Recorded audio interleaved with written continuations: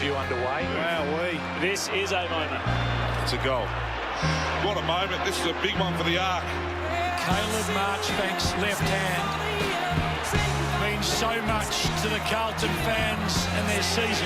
Caleb Marchbank, like Diego Maradona with the hand of God. They will frame that hand if this goes their way. Review complete. Looking at these angles, there is insufficient evidence to determine if the ball is touched. Decision on scoreboard. 4-point game, 41 seconds to play. On this team, we fight for that inch. On this team, we tear ourselves and everyone else around us to pieces for that inch. Where did you hit it? Was it on your fingertips or your forearm? Where did the ball hit you? On the fingertips. So I'm just hoping for anywhere. Because we know when we add up all those inches, that's going to make the difference between winning and losing. And Carlton will hang on and win their 8th game in a row. Have a look at the Carlton fans at the MCG. I just turned around. I just thought, please touch this, please touch this. So, yeah, fortunately I did.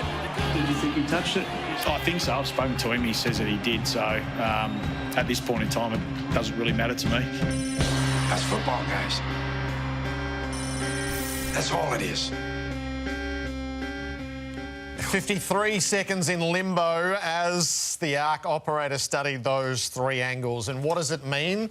Well, this is what it means. Melbourne slide to fourth. Look at that, mate. And Carlton hold their place. So 10 of the 12 places featured there changed hands again. You'll be happy to know. No, you might even bother. I did a ladder predictor today. Oh, yeah. We're doing it for the Herald Could you bring Sun. that tomorrow? Is it in tomorrow's paper? No, it's in Wednesdays. Okay. Oh, We'll do it on Wednesday. Then. one flick. Yeah. And If it you- changes a whole lot. If you flip the Sydney-Adelaide game, Yeah. or if you flip the Geelong Bulldogs game, yeah. and just think what this game, which played out in front Yeah. of us and was determined in the Ark at the end, and how different our conversation would be if Petrarca lands the winner like that. We'd be saying, Petrarca, you're a champion of the game, we know already, and you seize the moment. The great player seized the moment, and he did. He knew he was having a shot. As soon as he got it, and he looked to the right, he's centering it, and he kicked it. Beautiful, beautiful timing off the boot. The Carlton guy nearly got a hand to it. It was tension everywhere, and it went and went, and you're watching it in the air, and you're looking at it, is it falling, is it falling? And then it did. You've got to believe, Lockie Plowman. Caleb Marchbank, sorry. Marchbank. You've got to believe Caleb Marchbank. So, You've got to believe him. yeah, so there's a few different layers to this. The first is, given our experience in last year's elimination final, where there was extrapolation and probability used to overturn a call, we had been conditioned, and I think in the aftermath we demanded that you have to, with absolute certainty, have the evidence to overturn the umpire's call. And this, there isn't vision here to show that the ball wasn't touched. No. Now, the secondary layer to it is actually where it gets really interesting. So Marchbank says, I don't think I'd want him on the stand, incidentally, that it brushed his left fingers. And the feeling is the umpire thinks it actually brushed his right wrist. So if we didn't have the soft call and the goal umpire specified, I think the ball has brushed his right forearm, but I'm not really sure.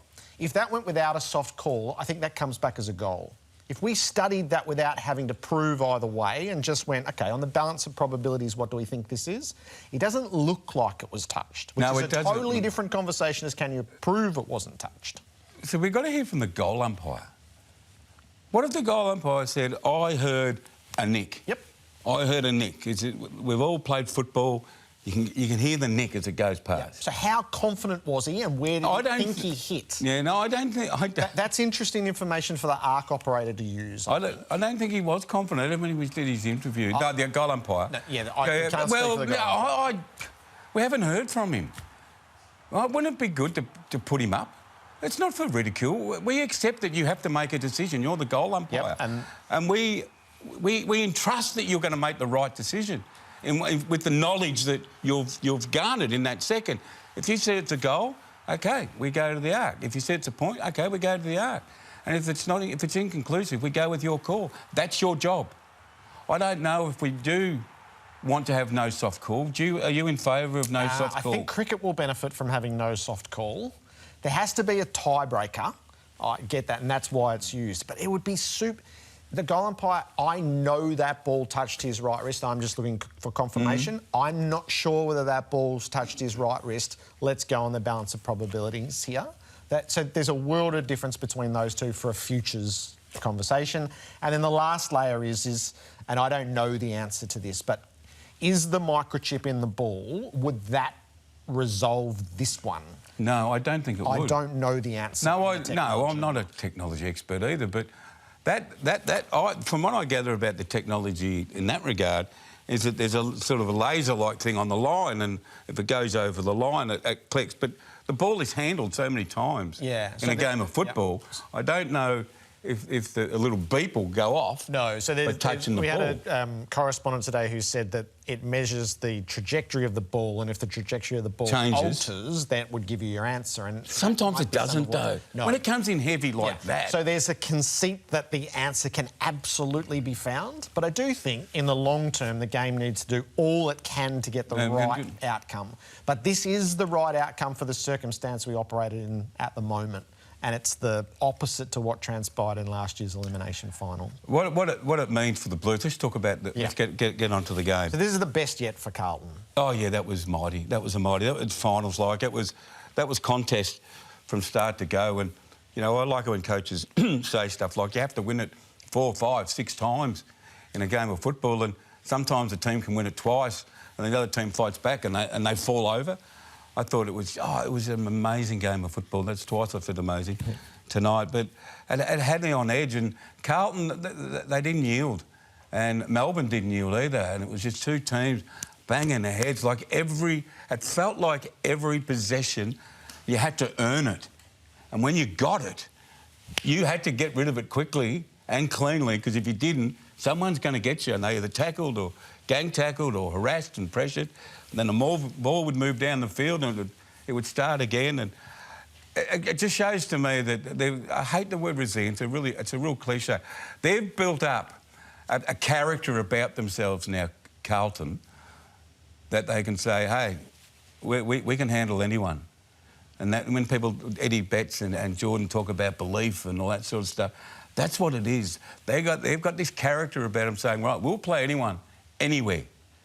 And we're seeing it. They were mighty. Yeah. So I thought Carlton set the tone and Carlton issued the challenge, and then each time Melbourne responded to that challenge, and never more so than in the last quarter. Those first 3 goals looked like Carlton might break that open, having missed the chances. Says a lot about Melbourne again. It says a lot about Melbourne. So they are featuring in a heavy set of lauded matches. Yes, they are. The Brisbane game and the Collingwood game and the Carlton game. So I think that says their place in things, but it's going to be a missing 4 points at the end. Oh, absolutely. There's going to be some major news this week, selection news with Brodie Grundy. Yeah.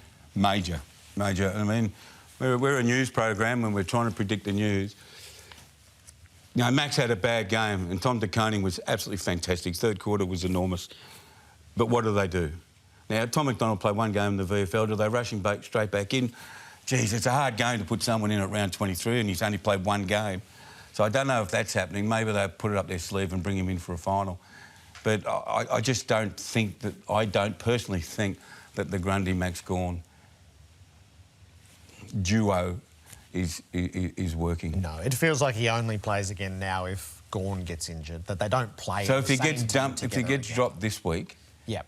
I mean, he absolutely will be, I think, looking around for a new club next year. Yeah, that's right. If he's not there at the moment that he was brought there for. Yeah. And even the most casual observer can see that is not... The concept is just not going to deliver.